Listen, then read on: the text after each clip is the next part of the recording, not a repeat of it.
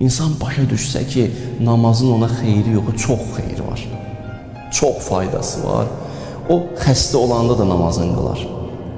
Bəzi vaxtlar namazı elə-belə bir şey görə qəzaya verir insan.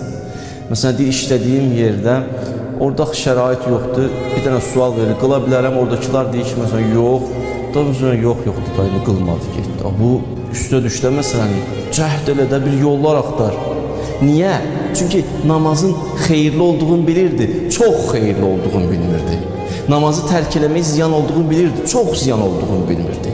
Məsələnin nə qədər ciddi olduğunu anlasa, görürsən, biraz ağrıyırsan, gəlirsən bir yerə, bir nəfər deyirsən ki, məsələn, filan, tutaq ki, buram ağrıyır, ürəyim ağrıyır. Narahat olma da, yüngülvari bir şey keçib gedər.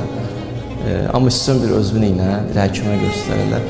Çox ciddiyə almırsan da. Amma birdən bir həkimin yanında söhbət çıxanda, həkim başlayır elə sözlər deyir sənə ki, elə bir elmi sözlər və s. Sən məsələn, əhəmiyyətinə varırsan. Əhəmiyyətinə varandan sonra deyirsən, Allah indi gedim bir müayinə olun, görüm nədir, nə var, nə yox. Birinci insan səndə onu yarada bilmədi, amma ikinci həkimin yeri yaratdı o səndə o fikri. Bizdə də gələ o stimul ki var içimizdə, o təşviq edən amil ki var, onu artırmaq lazımdır. Bu mənə faydası var, yox, çox faydası var.